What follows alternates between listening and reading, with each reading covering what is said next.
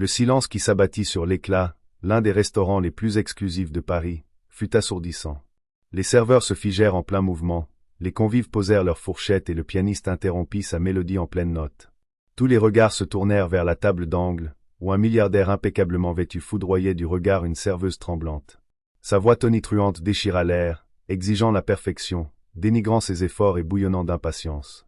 Personne n'osa intervenir, jusqu'à ce que la serveuse le regarde droit dans les yeux. Une seule phrase glissa de ses lèvres. Des mots si inattendus, si saisissants qu'ils semblèrent suspendre le temps lui-même. À cet instant, la vie de Sophie Dubois allait changer à tout jamais. Elle n'avait jamais été du genre à chercher les ennuis. À 28 ans, elle jonglait entre 2 emplois, une montagne de dettes liées à son prêt étudiant, et une énergique petite fille de 7 ans, Kiki, qui la suppliait constamment de l'inscrire à des cours de danse. Mais telle était la vie en région parisienne. Lorsque Sophie se vit offrir un poste à temps partiel à l'Éclat, un établissement étoilé au guide Michelin niché au cœur du 8e arrondissement, elle sauta sur l'occasion. Rien que les pourboires pourraient la maintenir à flot dans une ville où l'argent coulait à flot, mais s'attardait rarement dans les poches de la classe ouvrière. Installée à l'étage supérieur d'un élégant immeuble haussmannien, l'Éclat était réputé pour sa cuisine fusion franco-asiatique et un code vestimentaire tacite qui refusait la moindre entorse à la formalité. Le personnel portait des uniformes noirs et blancs impeccables aux revers brodés, et chaque employé était formé selon des normes irréprochables. La chef, Corinne Lamère, avait autrefois travaillé sous les ordres d'un célèbre chef à Lyon, et la rumeur disait que des célébrités comme Marion Cotillard et même des titans de la tech américaine s'y arrêtaient pour des repas discrets. La pression qui accompagnait une telle clientèle était extraordinaire, mais Sophie était convaincue que le jeu en valait la chandelle. La paie était décente, les pourboires potentiellement transformateurs, et l'environnement, d'un raffinement absolu. En tant que mère célibataire dotée d'une détermination sans faille, elle se prépara à relever le défi. Chaque jour, Sophie arrivait 2 heures avant son service pour aider à la mise en place, alignant méticuleusement l'argenterie, astiquant les verres à vin jusqu'à ce qu'ils brillent comme des diamants sous les lustres, et mémorisant chaque nuance du menu du jour. Elle apprit que si la chef était de mauvaise humeur, le personnel devait anticiper la moindre de ses requêtes. Si le sommelier avait une recommandation spéciale, il fallait être prêt à la décrire avec une éloquence sans faille. Tout comptait, la façon de marcher, de tenir une assiette, de s'adresser à chaque convive. Elle était épuisée, mais étrangement satisfaite à la fin de chaque service. Il y avait quelque chose de vivifiant à offrir une prestation parfaite. Elle comparait cela à une chorégraphie, chaque pas et chaque geste étant millimétrés, chaque phrase répétée, chaque sourire sincère mais soigneusement mesuré. En quelques semaines, Sophie trouva son rythme. Elle charmait les couples célébrant leurs anniversaires, les groupes d'hommes d'affaires de la défense fêtant des contrats, et les riches touristes étrangers désireux de goûter au luxe parisien. Elle fut ravie lorsque son premier gros pourboire arriva, un billet impeccable de 200 € de la part d'un gestionnaire de portefeuille qui avait apprécié sa connaissance des grands crus de Bordeaux. Ce pourboire alla directement dans la tirelire rêve de danse de Kiki. Loin du restaurant, le monde de Sophie était décidément plus modeste. Son petit appartement à Montreuil était un 2 pièces exigu où Kiki dormait dans un coin du salon, séparé par un rideau couleur lavande. Le séjour faisait également office de salle à manger, et la cuisine était à peine assez grande pour y faire un tour sur soi-même. Pourtant, elles en tiraient le meilleur parti, remplissant chaque recoin de dessins de princesses et de photos de lieux exotiques qu'elles prévoyaient de visiter un jour. Malgré les difficultés, Sophie était déterminée à offrir à sa fille une vie qui s'étendrait au-delà des salaires modestes et des logements étriqués. Ce nouvel emploi à l'Éclat lui semblait être un pas dans la bonne direction. Ainsi, lorsqu'elle pointa en ce funeste samedi soir, elle n'avait aucune idée que sa vie était sur le point de basculer. C'était une soirée chargée. Les réservations étaient complètes, avec ce que le maître d'hôtel décrivait comme des personnalités influentes. Cela signifiait généralement des PDG du CAC 40, des avocats de renom, ou peut-être même une célébrité dissimulée sous une écharpe et des lunettes de soleil. Tout le personnel était sur le qui-vive, car des rumeurs circulaient sur la possible venue d'un milliardaire connu pour sa discrétion. La chef Lamère s'agitait en cuisine, vérifiant 3 fois les ingrédients frais acheminés des 4 coins du globe. Les sous-chefs préparaient les plats avec une précision quasi chirurgicale. C'est ce soir-là qu'Étienne Chevalier franchit les portes de l'Éclat. Connu dans les médias comme un milliardaire reclus qui accordait rarement des interviews, Étienne avait bâti sa fortune dans la technologie, plus précisément dans des logiciels prédictifs avancés que les gouvernements et les multinationales convoitaient. Il détenait le brevet d'un algorithme révolutionnaire utilisé dans tous les domaines, de l'analyse boursière à la reconnaissance faciale. Les tabloïds s'en donnaient à cœur joie chaque fois qu'il était aperçu, rapportant tout, de son choix de costume aux mystérieuses femmes parfois vues à ses côtés. Certains le qualifiaient de prochain Bernard Arnault, d'autres de nouveau Xavier Niel. Beaucoup le décrivaient comme brillant mais impitoyable, un homme qui, selon la rumeur, accordait plus de valeur à son temps et à son argent qu'à la décence humaine. Mais pour le personnel de l'Éclat, il était simplement la table 9 ce soir-là, et c'était tout ce qui devait compter, du moins selon le code de conduite du restaurant. Sophie, ayant étudié le plan de salle, savait qu'il était l'ajout VIP de dernière minute, le genre de client qui pouvait dépenser 4 chiffres pour une bouteille de vin sans scier. Elle n'était pas initialement affectée à la table 9, mais le destin a une drôle de façon d'intervenir, et ce soir-là, il avait décidé de jouer une partition particulièrement dramatique dans la symphonie feutrée du restaurant le plus en vue de Paris. Le restaurant bourdonnait comme une ruche au bord du chaos. Les serveurs tournoyaient dans la salle à manger tels des danseurs chorégraphiés, rapides, silencieux et efficaces. Chaque siège était occupé. Le tintement des verres, le froufrou des serviettes et le doux murmure des conversations polies se mêlaient aux notes discrètes de la musique jouée au piano. La section de Sophie pour la soirée comprenait initialement les tables 5, 6 et 7, aucune n'étant particulièrement importante. La table 5 était un couple célébrant son 20e anniversaire de mariage. La table 6 était occupée par un dîneur solitaire, plus intéressé par la lecture de son épaisse biographie de Charles de Gaulle que par la socialisation. La table 7 était un petit groupe de marchands d'art discutant poliment d'une prochaine vente aux enchères. Sophie venait de servir avec succès un amuse-bouche, un trio de délicats canapés, à chaque table sans incident. Jusqu'ici, tout allait bien. Puis la surprise survint. Julien, le serveur assigné à la table 9, glissa en cuisine. Cela se produisit si vite. Il portait un plateau de flûte de champagne destiné à la section VIP quand une garniture de micro-pouces tomba au sol, lui faisant perdre l'équilibre. Julien bascula, les flûtes et le champagne s'écrasant dans un arc étincelant et spectaculaire. Il se tordit la cheville méchamment. Le maître d'hôtel se précipita, anxieux et blême, tandis que la chef la mère laissa échapper un hoquet audible depuis le passe-plat. Dans ce moment frénétique, le maître d'hôtel balaya le restaurant du regard à la recherche d'un remplaçant adéquat. Une autre serveuse venait de commencer sa pause. Un autre était submergé par une tablée de 12 personnes à l'autre bout de la salle. Son regard as he posa sur Sophie. Sophie, dit-il vivement, c'est à toi. Elle cligna des yeux, le cœur battant. Elle était nerveuse, mais la règle tacite à l'Éclat était inflexible. On ne remet jamais en question un ordre, surtout devant les clients.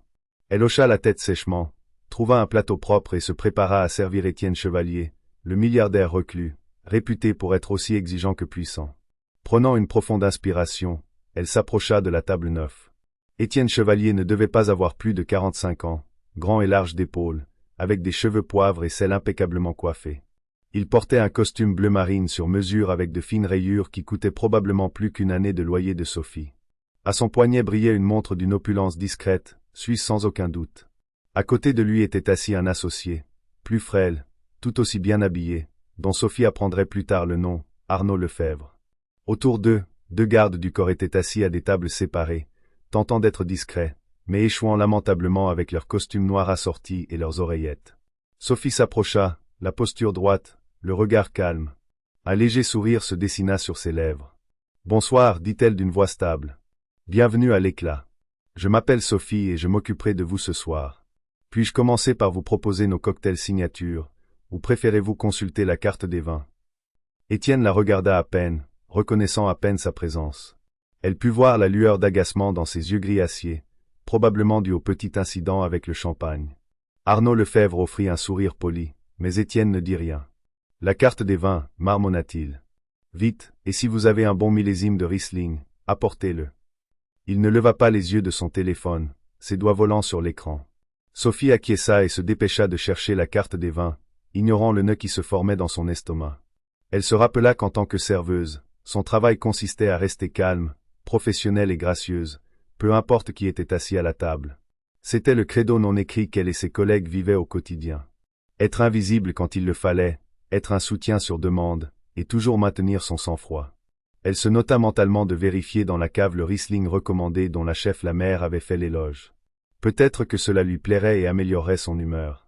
De retour à la table 9, elle présenta soigneusement la carte. « Nous avons un excellent Riesling de la vallée de la Moselle, » suggéra-t-elle de son ton le plus poli. « C'est un millésime 2001, assez rare, avec des notes de pêche, d'abricot et une finale minérale. La chef Corinne la mère en parle avec beaucoup d'éloges. Je pense qu'il s'accorderait à merveille avec les spécialités du jour. Étienne marqua une pause, puis jeta la carte des vins de côté comme si c'était une distraction. Il n'avait pas encore établi de contact visuel direct. Bien, apportez-le, claqua-t-il. Mais ne perdons pas de temps avec des choses bas de gamme. Je peux payer pour la qualité. Sophie hocha la tête, força un léger sourire et s'éloigna.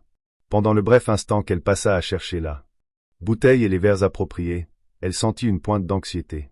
Les clients exigeants n'avaient rien d'inhabituel, certains étaient même à la limite de l'hostilité, mais il y avait une aura autour d'Étienne Chevalier, une électricité dans l'air qui la mettait mal à l'aise. Peut-être était-ce sa richesse ou le tourbillon de rumeurs sur sa personnalité intimidante. Ou peut-être simplement le fait qu'elle était nouvelle dans le service de clients de haut vol à l'éclat. Quoi qu'il en soit, elle savait qu'un seul faux pas pouvait transformer son service en un cauchemar. Elle effectua méticuleusement la présentation de la bouteille, montrant l'étiquette à Étienne. Il la balaya d'un geste impatient, l'autorisant à verser un petit échantillon. Il but une gorgée, pinça les lèvres et hocha la tête sèchement. Jusqu'ici, tout va bien. Lorsqu'elle tenta de décrire les spécialités du soir, cependant, il la coupa en pleine phrase. Arrêtez de me faire perdre mon temps avec des amabilités, dit-il sèchement. Pouvons-nous simplement commander? J'ai une réunion dans 20 minutes. Apportez-moi le bœuf de Kobe, saisi saignant, sauce à l'ail noir à part. Pas de garniture, et un accompagnement de purée de pommes de terre à la truffe. Et que ça saute. Son cœur s'accéléra. L'éclat était fier de ses dressages élégants, tous méticuleusement arrangés avec des garnitures et des accompagnements, mais elle n'avait pas le choix. Bien sûr, monsieur, dit-elle, gardant un visage neutre. Se tournant vers Arnaud Lefebvre, elle lui demanda poliment ce qu'il souhaitait commander. Il semblait profondément mal à l'aise, comme s'il n'aimait pas l'attention mais était habitué à suivre les ordres d'Étienne. Il commanda une bouillabaisse et la remercia poliment. Alors que Sophie disparaissait en cuisine pour passer leur commande, elle sentit la tension lui serrer la poitrine. D'autres membres du personnel chuchotaient à propos de la scène à la table 9. La chef la mère était particulièrement anxieuse, s'occupant personnellement du plat d'Étienne Chevalier, voulant s'assurer que si ce milliardaire de rumeurs décidait un jour d'investir dans une nouvelle aventure gastronomique, l'éclat serait le premier sur sa liste.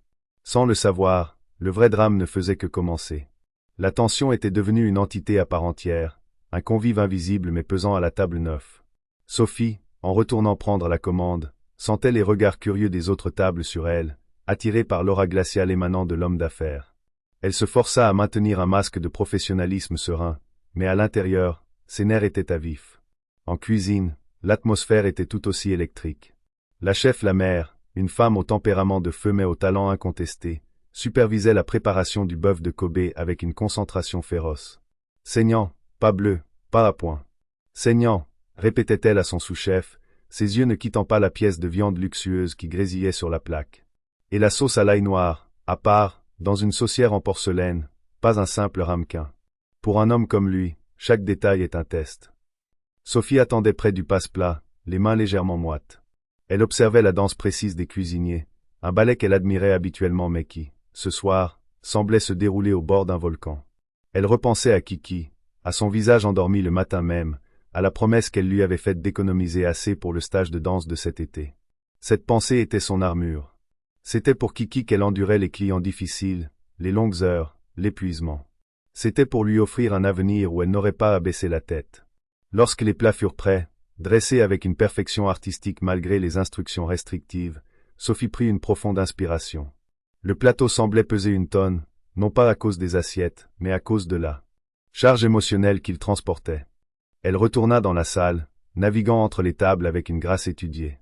Le pianiste jouait un air de Satie, une mélodie douce et mélancolique qui contrastait violemment avec la tension qui émanait de la table 9.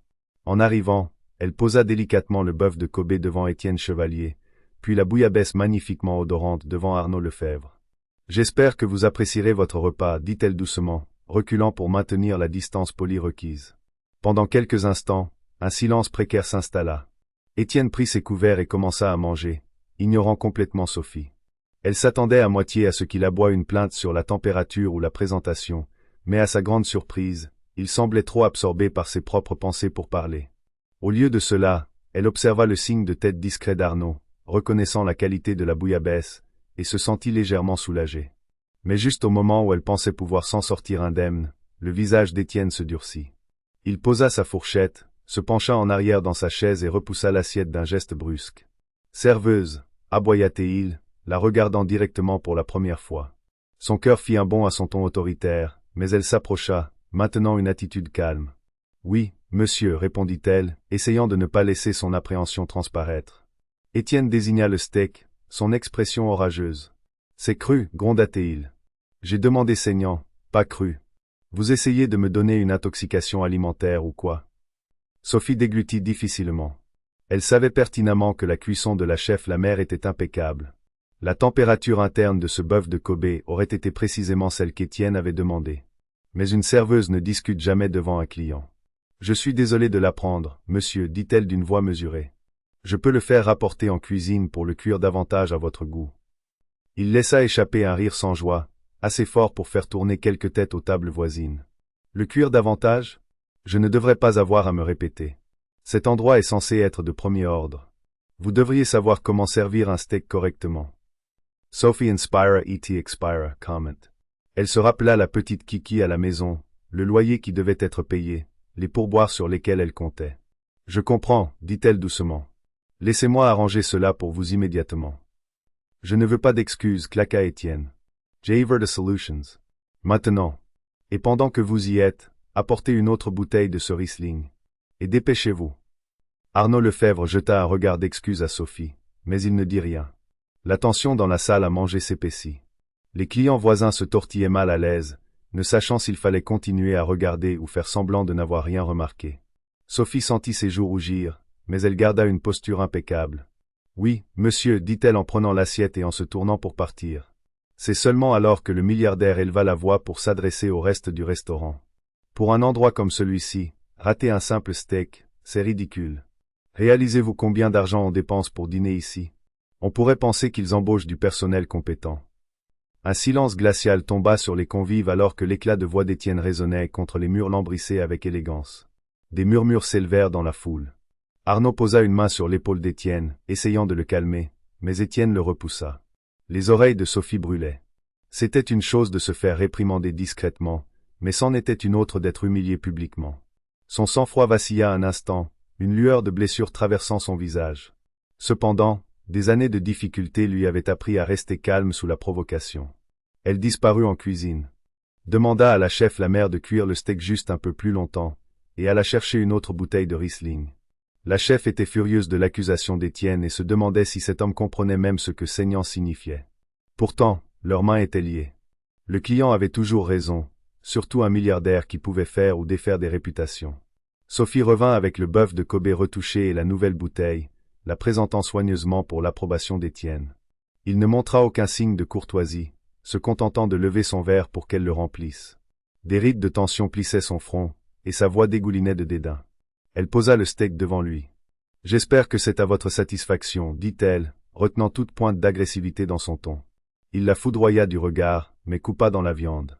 Il prit une bouchée, puis hocha la tête sèchement. « Enfin, marmonna-t-il. » Puis il ajouta, « Vous auriez dû le faire correctement la première fois. » Sa voix résonna. Quelques clients la fixaient ouvertement maintenant, tandis que d'autres feignaient d'être absorbés par leur repas. Le pianiste continuait de jouer, plus doucement, plus hésitant, essayant en vain de maintenir l'ambiance. Les yeux d'Étienne se levèrent vers Sophie. « Eh bien, qu'attendez-vous? Vous pouvez partir. » Elle inclina la tête et s'éloigna, sentant son pouls s'emballer. Avant qu'elle ne puisse faire plus de 3 pas, il aboya de nouveau. « Serveuse !» Elle se figea, se retournant lentement. Son téléphone vibra sur la table. Il y jeta un œil, lut un message, puis la dévisagea comme si elle l'avait personnellement offensée. « Apportez-moi l'addition, maintenant, ordonna-t-il, et faites venir votre directeur. » L'estomac de Sophie assinua. Cela ne pouvait pas être bon. Elle se précipita vers le maître d'hôtel, qui se tendit immédiatement à la demande. Les directeurs apparaissaient rarement aux tables, sauf en cas de problème majeur, et pour un VIP comme Étienne Chevalier, le contrôle des dégâts devait être rapide et complet. Le maître d'hôtel lissa sa veste et rejoignit Sophie, s'approchant de la table neuve avec une diplomatie prudente. Étienne ne perdit pas de temps à se plaindre de l'incompétence du service, de la qualité médiocre de son steak, et de la perte de son temps. Le maître d'hôtel tenta de le calmer, s'excusant profusément et promettant de retirer le bœuf de Kobe de la note. C'est alors que le moment redouté arriva. Étienne se tourna vers Sophie, le visage tordu par le mépris, et déchaîna une tirade remplie d'insultes qui s'éleva au-dessus du doux murmure de la salle à manger. « Cette serveuse est une incapable, » fulmina-t-il. « Elle ne peut pas suivre des instructions simples. Elle a gâché ma soirée, m'a apporté de la viande crue, et je paie le prix fort. Inacceptable. Peu m'importe qu'elle soit nouvelle ou incompétente. Des gens comme elle ne devraient pas être autorisés dans des endroits comme celui-ci. J'ai dirigé des entreprises avec des milliers d'employés, et si l'un d'eux avait travaillé comme elle ce soir, je l'aurais fait virer sur le champ. » Tout le restaurant se tut. Un silence de plomb s'abattit sur la salle à manger, comme si quelqu'un avait appuyé sur le bouton pause de la vie elle-même. Chaque paire d'yeux se fixa sur Étienne Chevalier, stupéfaite par la férocité de son explosion. Le brouhaha de autres tables s'éteignit. Les fourchettes et les couteaux s'immobilisèrent, et même les doigts du pianiste se figèrent sur les touches. Arnaud Lefebvre était rouge de honte, fixant sa bouillabaisse à moitié mangée, souhaitant clairement pouvoir disparaître dans le sol. Sophie se tenait raide, le cœur battant dans ses oreilles. Ses joues brûlaient de honte et de colère, une colère qu'elle luttait pour contenir. Tout le personnel regardait cet homme imposant la démolir verbalement, disant au monde entier qu'elle était inutile, incompétente, une moins que rien. Quelque chose à l'intérieur de Sophie se brisa. Elle avait passé des années à tendre l'autre joue, à faire face à des clients condescendants qui claquaient des doigts, à des parents d'élèves dans son second emploi de professeur de danse qui se plaignaient des frais. Même le père de son enfant, qui avait disparu sans laisser de traces, la laissant seule pour élever Kiki. Elle avait toujours refoulé ses frustrations, avalant chaque mot dur et chaque insulte, convaincue que l'acceptation docile était le seul moyen de survivre. Mais à cet instant, avec tout le restaurant qui la regardait, béat, dans son humiliation, sa colonne vertébrale se redressa enfin. Elle releva le menton, regarda Étienne Chevalier droit dans les yeux pour la première fois de la soirée, et prononça une seule phrase qui figea tout Paris, ou du moins c'est ce qu'il sembla. « Vous pouvez acheter un steak, monsieur, mais vous ne pouvez pas acheter la décence. » Sa voix était calme, mais les mots tranchèrent l'air comme un couteau. Pendant un instant, il sembla que le temps lui-même s'était arrêté. Les mots restèrent en suspens, résonnant dans la salle à manger silencieuse. Chaque personne à portée de voix sentit l'impact de sa déclaration. Une onde de choc parcourut la foule. Même le maître d'hôtel fut stupéfait et réduit à un silence momentané. La chef la mère, jetant un œil depuis la cuisine, sentit son cœur bondir de fierté et d'effroi tout à la fois. L'expression d'Étienne Chevalier s'effigia. Ses yeux s'écarquillèrent de colère, et une rougeur monta à son cou. Personne ne lui parlait ainsi, et certainement pas une serveuse. Après un temps d'arrêt stupéfait, il commença à bafouiller. « Qu'est-ce que vous venez de dire ?» Le sang-froid de Sophie tint bon. Sa posture était droite comme un i, son regard inflexible. « J'ai dit, vous pouvez acheter un steak, mais vous ne pouvez pas acheter la décence, répéta-t-elle, sa voix faisant écho à la résolution calme de quelqu'un qui en avait finalement assez. Elle s'attendait à une explosion immédiate de sa part, mais au lieu de cela, tout le restaurant sembla retenir son souffle, attendant sa réaction. Les gens sortirent lentement de leur silence stupéfait. Quelques tables commencèrent à applaudir, timidement au début. Puis une ou deux voix plus audacieuses se joignirent, jusqu'à ce que de légers applaudissements se propagent dans la salle comme une douce vague. C'était une manifestation de solidarité subtile mais tangible avec la serveuse courageuse qui avait osé dire sa vérité. Le visage d'Étienne assis de forme de rage. Il se leva brusquement, manquant de renverser sa chaise. Le steak à moitié mangé devant lui gisait, oublié. « Comment osez-vous » rugit-il. « Avez-vous la moindre idée de qui je suis ? Je pourrais acheter ce restaurant entier et vous virer tous. Je pourrais ruiner votre vie d'un seul coup de fil. » Sophie déglutit, son pouls tambourinant, mais elle refusa de reculer. Elle n'était pas idiote. Elle connaissait le risque qu'elle avait pris en parlant. Elle pourrait perdre son emploi, le seul revenu stable qu'elle avait. Mais à cet instant, son respect de soi l'emportait sur sa peur. « Je sais très bien qui vous êtes, monsieur Chevalier, » dit-elle calmement, sa voix ne vacillant que très légèrement. « Je sais aussi que cela ne vous donne pas le droit de traiter les gens comme s'ils étaient jetables. » Les applaudissements se firent plus forts. Quelques clients se levèrent, hochant la tête en signe d'approbation. Un tourbillon de confusion s'empara du maître d'hôtel. D'un côté, il devait protéger la réputation du restaurant d'un milliardaire furieux. De l'autre, la boussole morale de chaque personne dans cette pièce avait été ébranlée par le comportement vicieux d'Étienne. Le personnel échangea des regards inquiets, incertains de la manière d'intervenir. La respiration d'Étienne Chevalier était lourde. Il déplaça son regard de Sophie au maître d'hôtel, puis aux spectateurs autour de lui, qui tous la regardaient en silence ou montraient ouvertement leur soutien à la serveuse. C'était un moment surréaliste, une confrontation entre un homme extrêmement riche et une femme courageuse qui en avait assez d'être piétinée. Votre directeur, siffla Étienne en se tournant vers le maître d'hôtel. Maintenant. Le maître d'hôtel s'avança, les mains tendues dans un geste conciliant. Monsieur Chevalier, veuillez accepter nos excuses pour tout. Étienne le fit taire d'un geste de la main. J'ai terminé, dit-il, sa voix bouillonnant de colère. Je ne passerai pas une minute de plus ici. C'est inacceptable. Réalisez-vous quel cauchemar de relations publiques c'est pour moi. Je veillerai à ce que cet établissement en souffre. Et vous, gronda-t-il en direction de Sophie. Vous venez de commettre la plus grosse erreur de votre vie. Sans attendre l'addition, il jeta une liasse de billets sur la table, dépassant de loin le montant de la note, et attrapa son téléphone. Arnaud Lefebvre se dépêcha de le suivre, murmurant des excuses au personnel stupéfait. Les deux gardes du corps, qui s'étaient levés brusquement quand Étienne avait crié, suivirent leur employeur hors de la porte, laissant tout le restaurant dans un état de stupeur silencieuse. Sophie resta plantée là, tout son corps tremblant sous l'effet de l'adrénaline. Avait-elle vraiment fait ça? Le poids de ces mots la frappa, et elle se demanda si elle n'était pas allée trop loin. Elle avait peut-être perdu son emploi. Le coup de cette phrase rebelle pourrait signifier un désastre financier. Mais au fond d'elle, une braise de fierté rougeoyait dans sa poitrine. Elle avait dit la vérité au pouvoir, même si cela devait lui coûter tout. L'écho des menaces d'Étienne Chevalier persista dans la salle à manger bien après qu'il en fût sorti en trombe. Les gens commencèrent à chuchoter entre eux, certains secouant la tête avec incrédulité. D'autres jetaient des regards furtifs à Sophie, qui restait debout près de la table neuve. L'argent éparpillé sur la nappe ressemblait à des confettis indésirables. Ce n'est qu'à ce moment-là qu'elle réalisa que ses yeux étaient pleins de larmes. Le stress, la peur et le triomphe de cet unique instant la submergèrent.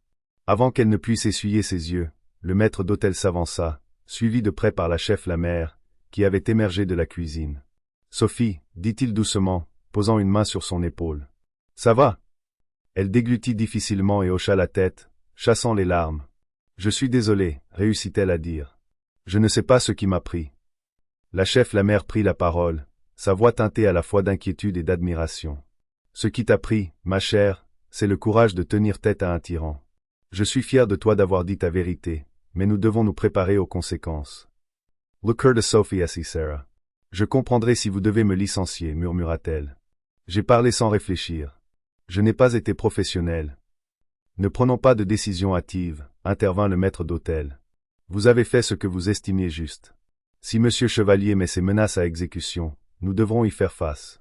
Mais pour l'instant, prenez quelques minutes pour vous ressaisir. Un des commis s'approcha pour débarrasser la table, mais le maître d'hôtel leva la main. Non, dit-il, regardant la pile de billets qu'Étienne avait jetée. Nous allons gérer ça avec précaution. L'addition n'a jamais été finalisée. C'est compliqué. Sophie, trop secouée pour s'occuper de la logistique financière de la situation, acquiesça. Je vais sortir un moment. Elle se dirigea vers la sortie de service, s'échappant dans la ruelle où le restaurant jetait ses poubelles. Sous la douce lueur d'un unique lampadaire, elle s'appuya contre le mur de briques froides et inspira l'air frais de la nuit. Son esprit tourbillonnait de 1000 questions. Comment paierait-elle ses factures si elle perdait ce travail? Quand? Serait-il des cours de danse de Kiki? Venait-elle de briser son avenir avec une seule phrase impulsive? Pourtant, au milieu de ce tourbillon de peur, elle ressentit un soulagement indéniable. Pour une fois, elle n'avait pas simplement ravalé sa dignité. Elle s'était défendue, et par la même occasion, elle avait défendu chaque serveur, caissier, réceptionniste ou vendeur qui avait déjà été déshumanisé par quelqu'un brandissant sa richesse comme une arme. Elle fut surprise par une voix douce. En se retournant, elle trouva une de ses collègues, une serveuse nommée Marthe, qui se tenait dans l'embrasure de la porte. Marthe, une âme bienveillante d'une quarantaine d'années, travaillait à l'éclat depuis des années. Elle offrit à Sophie un sourire réconfortant. « Certains clients ont demandé après toi, dit doucement Marthe. Ils voulaient te remercier pour ce que tu as fait. »« Me remercier » demanda Sophie, surprise. « Mais je viens probablement de ruiner la réputation du restaurant et la mienne. » Marthe haussa les épaules. « Tu as dit ce que tout le monde pensait. La façon dont il t'a traité était horrible. Il se comportait comme si le monde lui appartenait. Beaucoup d'entre nous ont vécu ça, avec des clients qui se croient tout permis. C'est rafraîchissant de voir quelqu'un riposter. » Sophie expira, tremblante mais quelque peu rassurée. Elle fit un petit signe de tête. « Je reviens, mais j'ai besoin d'une minute. Tu peux le dire au maître d'hôtel. »« Bien sûr, dit Marthe avec un sourire de soutien. » Puis elle retourna à l'intérieur, laissant Sophie seule pour rassembler ses esprits. Debout dans l'air frais, elle pensa à Kiki. Sa fille l'avait toujours admirée, fière que sa mère soit danseuse et une serveuse travailleuse. Sophie essaya d'imaginer comment elle expliquerait ses actions à Kiki. Pourrait-elle dire « Maman a perdu son travail parce qu'elle n'a pas laissé un méchant homme lui parler de haut ». Une larme coula sur sa joue, et elle l'essuya, se ressaisissant. Si elle devait tout recommencer, elle le ferait. Mais au moins, elle avait regardé ce tyran dans les yeux et refusé de le laisser piétiner son esprit. Finalement, elle retourna dans la salle à manger. Bien qu'elle se sentît vidée et épuisée, elle afficha un visage professionnel pour finir son service. Elle s'excusa auprès du couple qui fêtait son anniversaire pour le dérangement, mais ils furent charmants, lui disant qu'elle était une source d'inspiration pour s'être défendue. Les marchands d'art exprimèrent des sentiments similaires. Même le dîneur solitaire interrompit sa lecture assez longtemps pour lui glisser un pourboire supplémentaire. La nouvelle de ce qui s'était passé s'était manifestement répandue. « Je suis fier de vous » lui murmura une femme plus âgée en lui serrant la main au moment de partir. « Nous avons besoin de plus de femmes qui disent ce qu'elles pensent. » Pourtant, pour chaque geste de soutien, il y avait une tension sous-jacente parmi le personnel. Tout le monde se demandait comment les propriétaires réagiraient en apprenant la scène. Prendrait-il le parti de la jeune serveuse qui avait risqué les bonnes grâces du restaurant avec un milliardaire influent? Ou ferait-il du contrôle des dégâts à ses dépens? À la fin de la soirée, lorsque la dernière table fut débarrassée et les portes verrouillées, Sophie se sentait émotionnellement épuisée. Elle se traîna jusqu'au vestiaire du personnel pour se changer, s'attendant à moitié à voir le maître d'hôtel apparaître pour lui remettre sa lettre de licenciement. Mais il ne vint jamais. À la place, la seule personne qui entra fut la chef la mère. « Assieds-toi », dit-elle en désignant le petit banc contre le mur. « Je voulais te parler avant que tu ne rentres chez toi. » Sophie s'affaissa sur le banc, l'estomac noué par l'anxiété. La chef la mère s'assit à côté d'elle, une expression de sympathie adoucissante et très habituellement sévère. « Sophie, comment ça-t-elle?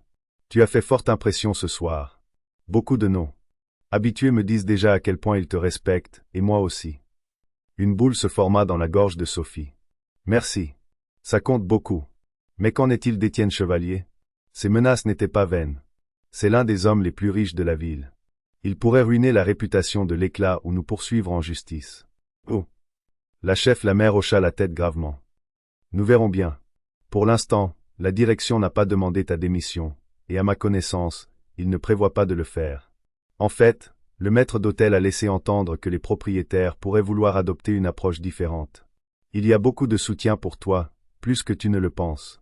Je te suggère de rentrer chez toi, de te reposer, et d'attendre de leurs nouvelles demain. Le soulagement envahit Sophie, même si elle ne pouvait pas se détendre complètement. Merci, chef, murmura-t-elle, les larmes aux yeux de nouveau. La femme plus âgée lui tapota la main. Rentre chez toi, serre ta fille dans tes bras. Demain est un autre jour, et nous l'affronterons ensemble s'il le faut. Sophie acquiesça, rassembla ses affaires et quitta le restaurant. Elle sauta dans le métro pour rentrer à Montreuil, l'esprit toujours en ébullition. En regardant les lumières vacillantes du tunnel, elle ne pouvait s'empêcher de penser aux conséquences de ses actes. Demain apporterait soit l'espoir, soit la catastrophe, ou peut-être les deux. Mais pour l'instant, elle se raccrochait à un petit sentiment de victoire. Elle n'avait aucune idée que ces mots allaient bientôt devenir une sensation virale. Quand Sophie se réveilla le lendemain matin, son téléphone vibrait sans cesse sur sa table de chevet. Elle grogna, jetant un œil au réveil. 6h30, une heure indécente pour un dimanche. Faisant glisser son doigt sur l'écran, elle vit un déluge de SMS, d'appels manqués et de notifications d'applications de réseaux sociaux qu'elle n'ouvrait que rarement. Son pouce accéléra. Que se passait-il donc? Elle déverrouilla son téléphone pour trouver un flot de messages, certains de ses collègues de l'Éclat, d'autres d'amis à qui elle n'avait pas parlé depuis des années, et même de numéros inconnus. Des mots lui sautèrent aux yeux. OMG, tu es en tendance. Tu vas bien? C'était si courageux. Appelle-moi dès que possible. Son cœur battait la chamade alors qu'elle parcourait les réseaux sociaux. Elle était identifiée dans plusieurs publications. Une vidéo en particulier, filmée de manière tremblante par le téléphone d'un client, montrait Étienne Chevalier en train de la réprimander dans le restaurant, puis capturait le moment crucial où elle avait prononcé la phrase qui avait laissé la salle stupéfaite. « Vous pouvez acheter un steak, monsieur, mais vous ne pouvez pas acheter la décence. » Le clip se terminait par le départ outré d'Étienne, suivi des applaudissements qui s'étaient propagés dans la salle.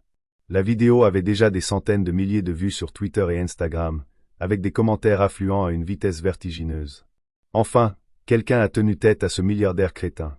Bravo la serveuse. Respect. Je veux la retrouver et lui donner une médaille. Étienne Chevalier est un tyran connu. Bien fait pour lui. Il y avait aussi des détracteurs, qui insistaient sur le fait que Sophie avait dépassé les bornes, qu'une serveuse ne devrait jamais parler ainsi à un client, surtout à quelqu'un qui pouvait ruiner sa vie. Mais la majorité semblait massivement la soutenir. Des hashtags comme hashtag vous pouvez pas acheter la décence étaient en tendance tout au long de la matinée. Sophie se sentit prise de vertige et d'anxiété. Elle n'avait jamais demandé ce genre d'attention. Et si les propriétaires de l'Éclat voyaient ça et décidaient qu'elle était un passif? Et si Étienne Chevalier lançait une action en diffamation? Elle n'était qu'une mère célibataire essayant de joindre les deux bouts, pas une combattante de la liberté prête à affronter un titan de la technologie. Toujours en pyjama, elle arpenta son étroit salon pendant que Kiki, encore à moitié endormie, sortait de sa chambre improvisée. Se frottant les yeux, sa fille demanda « Maman, pourquoi tu es levée si tôt ?» Sophie afficha un sourire. « Ne t'inquiète pas pour ça, ma puce, dit-elle en l'embrassant sur le front. Et si je nous préparais des crêpes avant toute autre chose aujourd'hui ?» Les yeux de Kiki s'illuminèrent. « Oui, s'il te plaît, avec des pépites de chocolat. »« Bien sûr, dit doucement Sophie. » Pendant qu'elle fouettait la pâte, son téléphone continuait de vibrer sur le comptoir. Elle reçut un appel de Marthe, qui semblait à bout de souffle. « Tu n'as aucune idée de ce qui se passe, s'exclama Marthe. Les propriétaires viennent de convoquer une réunion d'urgence avec tout le personnel pour midi aujourd'hui. La rumeur dit que des journalistes appellent le restaurant sans arrêt pour avoir ton nom. C'est de la folie. » L'estomac de Sophie assinua. « Tu penses qu'ils vont me virer? » Marthe hésita. « Je ne sais pas, mais je sais que nous sommes tous derrière toi. Des clients ont appelé aussi, pour louer ce que tu as fait. Tiens bon. » Sophie la remercia et posa le téléphone, se concentrant sur le retournement des crêpes comme si sa vie en dépendait. Après le petit déjeuner, elle habilla Kiki et l'emmena chez son amie Lydie, qui gardait souvent Kiki lorsque Sophie avait des obligations de dernière minute. Elle se confia à Lydie sur la situation, et Lydie, toujours optimiste, la rassura en lui disant que tout s'arrangerait. C'est avec les mains tremblantes et le cœur battant que Sophie arriva à l'Éclat juste avant midi. Une petite foule de journalistes et de caméramens stationnait devant l'entrée, brandissant des microphones et des caméras. Elle reconnut les logos des chaînes de télévision locales, et sa poitrine se serra d'angoisse. Comment cela avait-il pu dégénérer si vite? Un des journalistes l'aperçut. « Mademoiselle, est-il vrai que vous êtes la serveuse qui a tenu tête à Étienne Chevalier? Pouvez-vous nous dire ce qui s'est passé ?» Sophie baissa les yeux et tenta de se faufiler. Elle ne voulait faire aucune déclaration qui pourrait aggraver sa situation. Le maître d'hôtel était à la porte, la faisant entrer rapidement. « Content de te voir, murmura-t-il. Va directement dans le salon privé au fond. La réunion va commencer. » À l'intérieur, tous les membres du personnel étaient déjà assis, barman, serveur, chef, commis et hôtesse. La tension était palpable. En tête de la salle se tenait François Moretti, le directeur général du restaurant, et Patrice Fontaine, l'actionnaire majoritaire de l'Éclat. Sophie n'avait vu Patrice qu'une seule fois auparavant, lors d'un événement spécial. Patrice était une femme grande et élégante, dans la cinquantaine, avec des cheveux argentés coiffés en un chignon lisse. Sa posture dégageait de l'assurance, et ses yeux bleus froids commandaient l'attention de la salle. Quand Sophie entra, les têtes se tournèrent, et elle sentit une rougeur monter à ses joues. Elle se glissa discrètement sur une chaise près du fond. François s'éclaircit la gorge et commença. « Merci à tous d'être venus si rapidement. Comme vous le savez probablement tous maintenant, une vidéo concernant un incident dans notre restaurant hier soir est devenue virale. Bien que cela ait placé notre établissement sous un feu médiatique soudain, nous devons gérer cette situation de manière professionnelle et collaborative. » Il jeta un coup d'œil à Patrice, qui s'avança. « L'Éclat s'est toujours enorgueilli de son excellence, dit-elle d'une voix claire. Pas seulement dans notre cuisine, mais aussi dans notre service. Cependant, nous croyons aussi qu'il faut traiter notre personnel avec dignité. Nous ne tolérons pas le mauvais traitement de nos employés par quiconque, indépendamment de sa richesse ou de son influence. » Un faible murmure parcourut le personnel. Le cœur de Sophie s'emballa à la déclaration de Patrice. Était-il possible que la direction du restaurant la soutienne réellement? Le regard de Patrice balaya la salle jusqu'à ce qu'il trouve Sophie. « Sophie Dubois, dit-elle. Veuillez vous avancer. » Un silence ainsi fait. L'estomac de Sophie se noua alors qu'elle se levait de sa chaise et marchait vers l'avant de la salle, consciente que tous les yeux la suivaient. « Sophie, » commença Patrice. « J'ai été informé des détails de l'événement d'hier soir. Nous avons tous vu les images qui circulent. Bien que nous n'encouragions généralement pas les confrontations publiques avec les clients, votre réponse aux abus verbaux de Monsieur Chevalier a déclenché une conversation plus que nécessaire sur le respect et la valeur des travailleurs du secteur des services. En tant que propriétaire de l'Éclat, je crois qu'il est crucial de soutenir mon personnel lorsqu'il a été attaqué injustement. Sophie déglutit, sa voix à peine plus haute qu'un murmure. Merci, Madame Fontaine. J'apprécie vraiment. Je n'ai jamais eu l'intention de provoquer une scène ou d'attirer une presse négative sur le restaurant. Je voulais juste... Vous avez dit la vérité, l'interrompit doucement Patrice. J'ai déjà contacté notre équipe juridique au cas où Monsieur Chevalier déciderait d'engager des poursuites, ce dont nous doutons. L'opinion publique semble être en votre faveur, et toute poursuite de sa part lui causerait probablement plus de tort devant le tribunal de l'opinion publique. Le soulagement parcourut Sophie. Elle n'avait pas réalisé à quel point elle était tendue jusqu'à ce moment. Est-ce que ça veut dire que j'ai toujours un travail? Les lèvres de Patrice esquissèrent un sourire malicieux. Oui, Sophie, vous avez toujours un travail. En fait, nous aimerions souligner votre dévouement et votre sang-froid dans des circonstances extrêmes. Cependant, nous devons être prudents avec les médias. Nous ne voulons pas provoquer Monsieur Chevalier ni envenimer la situation. Si vous recevez des demandes de la presse, dirigez-les vers notre service des relations publiques. Compris? Sophie hocha la tête, les larmes menaçant de couler. Oui. Merci beaucoup. Je ne vous décevrai pas. Patrice lui tapota la main, puis s'adressa au personnel. Pour l'instant, si l'un de vous est approché par des journalistes, veuillez vous abstenir de faire des déclarations. Dirigez-les vers notre service de presse. Nous publierons bientôt une déclaration officielle. Souvenons-nous que nous sommes une équipe et que nous nous traiterons mutuellement, ainsi que nos clients, avec le plus grand respect. Le personnel applaudit discrètement et François mit fin à la réunion peu de temps après. Alors qu'une vague d'employés venait féliciter ou étreindre Sophie, elle se tenait dans un brouillard de soulagement et d'anxiété persistante. On lui avait accordé un sursis, mais elle savait que l'histoire était loin d'être terminée. Étienne Chevalier pouvait encore riposter, et l'attention du monde entier était sur elle. Pourtant, pour la première fois de sa vie, Sophie se sentit reconnue, non pas comme une serveuse invisible sur laquelle on pouvait marcher, mais comme une personne avec une voix et une dignité qui ne pouvaient être achetées à aucun prix. Dans les jours qui suivirent, la vie de Sophie se transforma d'une manière qu'elle n'aurait jamais pu anticiper. La déclaration officielle publiée par l'Éclat fut mesurée et ferme. Ils soutenaient leurs employés, dénonçaient le harcèlement et assuraient au public qu'ils continueraient à offrir une restauration de classe mondiale sans compromettre la dignité de leur personnel. Cette approche déclencha un flot de messages de soutien sur les réseaux sociaux. Son visage, capturé en pleine phrase dans cette vidéo granuleuse de téléphone portable, devint un symbole de la résistance contre l'arrogance des nantis. Les hashtags se multiplièrent. Des mèmes apparurent. Les animateurs de talk-shows de fin de soirée plaisantèrent sur la crise de nerfs d'Étienne Chevalier. Un article satirique dans le Gorafi titra « Un milliardaire indigné qu'une serveuse attende une courtoisie de base, dépense 10 millions d'euros dans un livre sur l'étiquette pour prouver son point ». Au milieu de cette frénésie, les appels et les courriels inondèrent le restaurant, beaucoup provenant de journalistes demandant des interviews. Suivant les conseils de Patrice, Sophie les éconduisit tous poliment, transmettant les demandes au service des relations publiques. Elle essaya de maintenir sa routine normale, emmenant Kiki à l'école, effectuant ses services, dansant avec le petit groupe d'élèves qu'elle enseignait le week-end. Mais il était surréaliste de naviguer dans cette tempête médiatique tout en essayant de paraître calme pour le bien de sa fille. Puis, un après-midi tardif, alors que Sophie terminait un service précoce, le maître d'hôtel s'approcha d'elle avec une expression perplexe. « Sophie, dit-il, il y a quelqu'un qui veut te voir. Il dit qu'il est un ami de la propriétaire et qu'il a quelques mots de soutien. » Patrice a donné son accord. Elle regarda autour d'elle. « Qui est-ce » Il désigna du pouce un coin discret du bar où un grand homme en blazer gris se tenait, les mains jointes. Il portait un simple jean et des baskets élégantes, et bien qu'il essayât d'avoir l'air incognito, son visage était reconnaissable entre tous. Sophie cligna des yeux, certaine d'halluciner. C'était Bill Gates. Elle faillit laisser tomber le plateau qu'elle portait. Bill Gates, le cofondateur de Microsoft, milliardaire philanthrope et icône de la technologie, se tenait nonchalamment dans le bar de l'Éclat, attendant de lui parler. « Vous êtes sérieux » souffla-t-elle. Le maître d'hôtel hocha la tête, les yeux écarquillés. « Oui.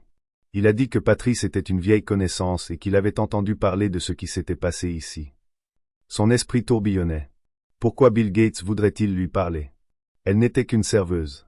Rassemblant son courage, elle s'approcha de lui.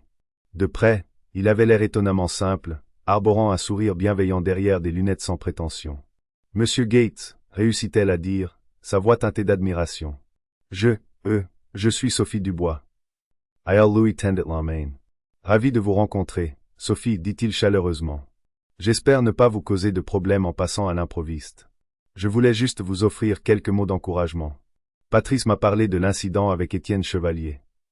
Il marqua une pause, ajustant ses lunettes. Parfois, les gens riches oublient l'humanité. Vous, au contraire, avez rappelé au monde que la décence n'a pas de prix. Les joues de Sophie s'empourprèrent. Je ne sais pas quoi dire. Merci. Mais tout cela était si inattendu. Je n'essayais vraiment pas de faire passer un message ou de devenir viral. Il rit doucement. C'est souvent ainsi que ces moments se produisent. Mais vous devriez savoir que je respecte votre courage. J'ai eu affaire à toutes sortes de tyrans d'entreprise dans ma carrière. Les gens oublient que le pouvoir et la richesse ne sont pas des excuses pour un mauvais comportement.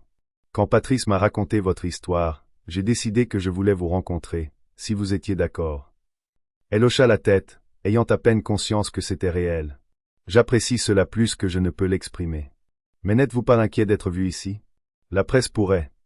Il leva une main, l'arrêtant. Je ne suis pas ici pour attiser la controverse. Je suis juste là pour dire que toutes les personnes fortunées ne sont pas comme Étienne Chevalier, et vous ne devriez pas laisser ces actions définir votre vision des gens qui ont des ressources.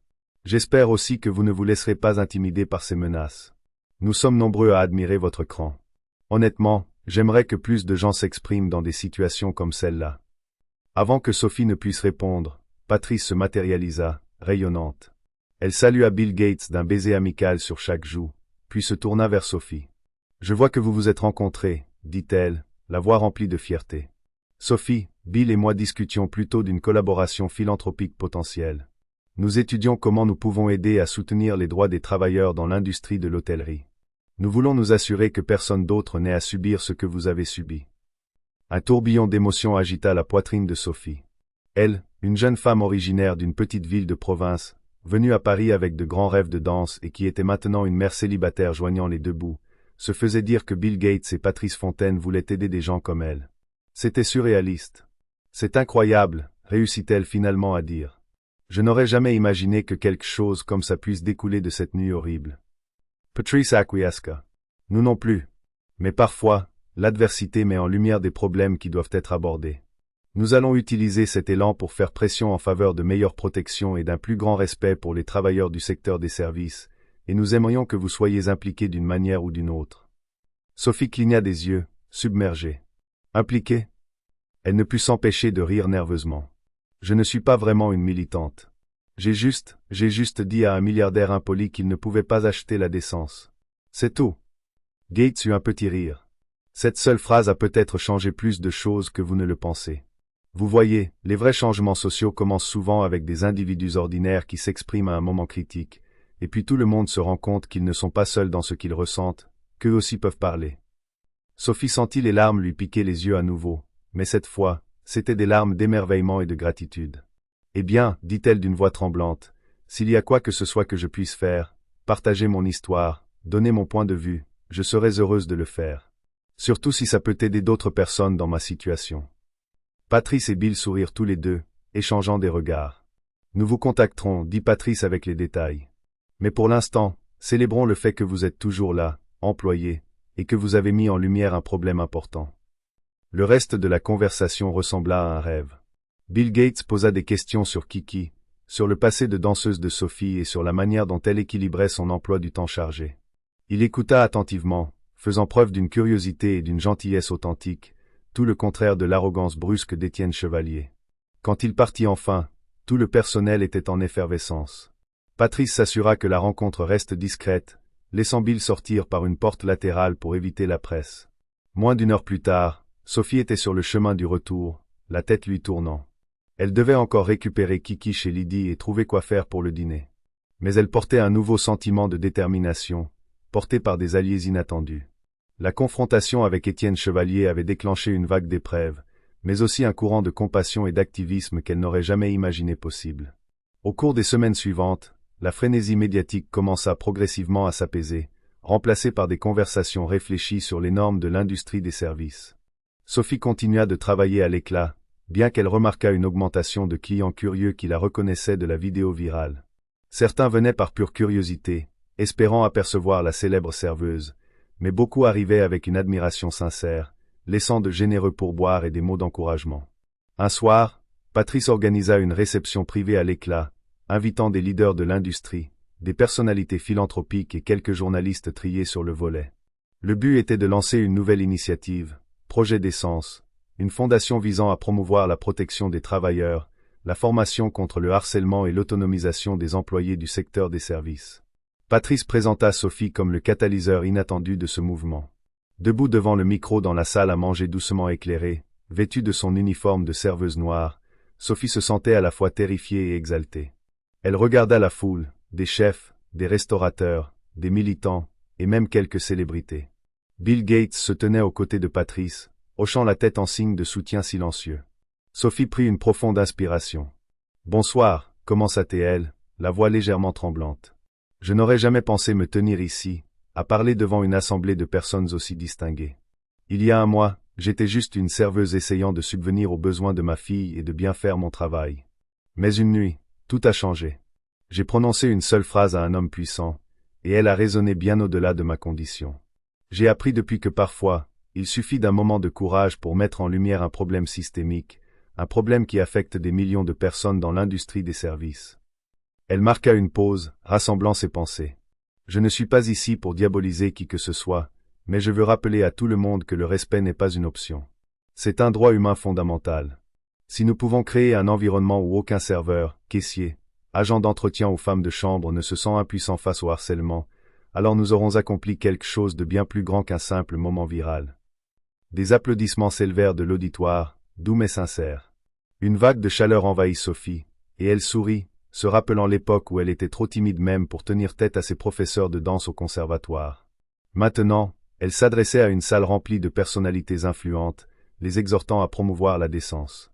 Après la conclusion des discours, l'événement se transforma en un cocktail. Les invités se mêlèrent, dégustant des hors-d'œuvre créés par la chef la mère. Sophie se retrouva submergée de poignées de main et de cartes de visite.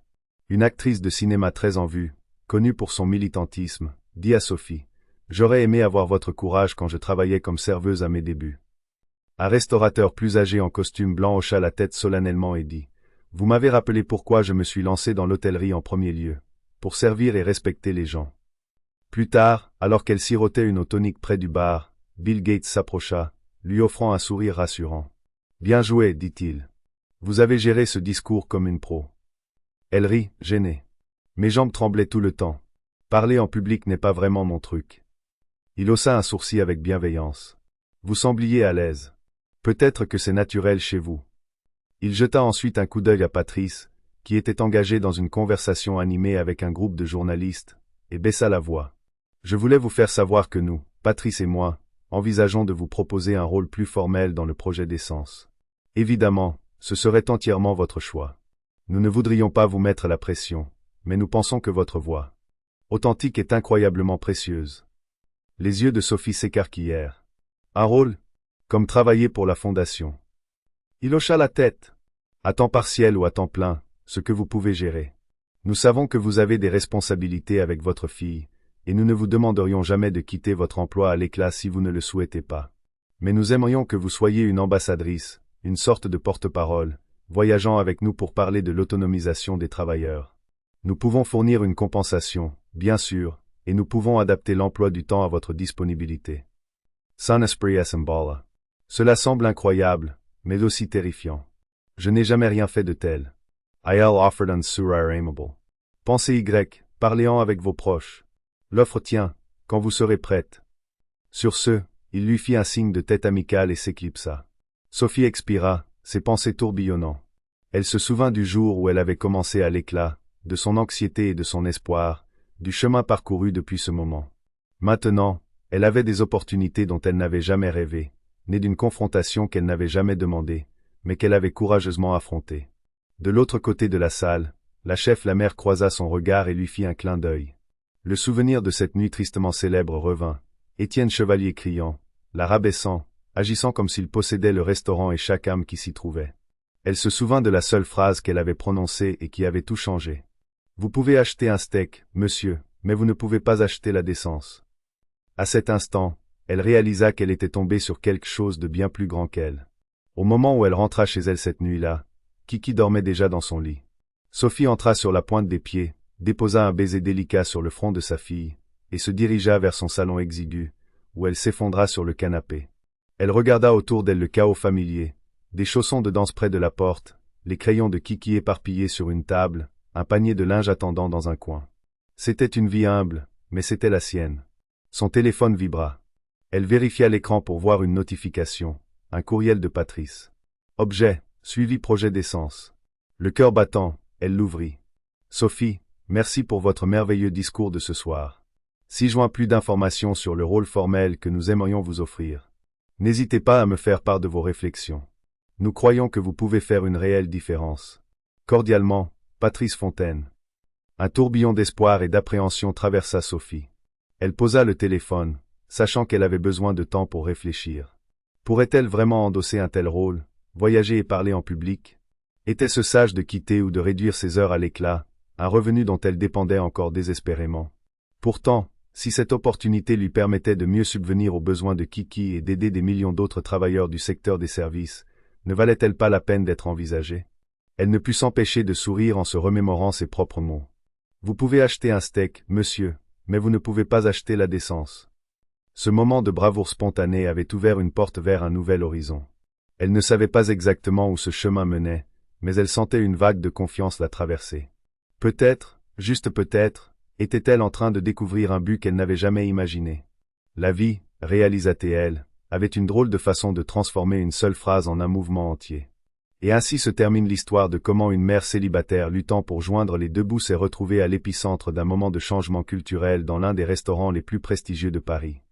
La prise de position audacieuse de Sophie contre un puissant milliardaire a commencé comme un affrontement inattendu mais a évolué en un appel clair au respect et à la dignité sur le lieu de travail. Des clips viraux sur les réseaux sociaux aux rencontres fortuites avec des philanthropes comme Bill Gates, son parcours nous montre qu'une seule voix, aussi humble soit-elle, peut déclencher un réel changement. Sophie restera-t-elle à l'éclat ou rejoindra-t-elle le projet d'essence à temps plein? C'est une décision qu'elle est encore en train de peser. Mais une chose est claire, elle ne sera plus jamais la serveuse timide qui acceptait les insultes en silence. Parfois, il suffit d'une seule phrase pour révéler qui vous êtes vraiment et transformer le monde qui vous entoure. Merci d'avoir regardé. Si vous avez apprécié cette histoire, veuillez aimer, partager et vous abonner à notre chaîne pour plus de récits dramatiques et inspirants comme celui-ci. Votre soutien nous aide à continuer de créer du contenu qui élève et divertit. Dites-nous dans les commentaires ce que vous feriez si vous étiez à la place de Sophie. Et souvenez-vous, peu importe à quel point vous vous sentez grand ou petit, votre voix compte.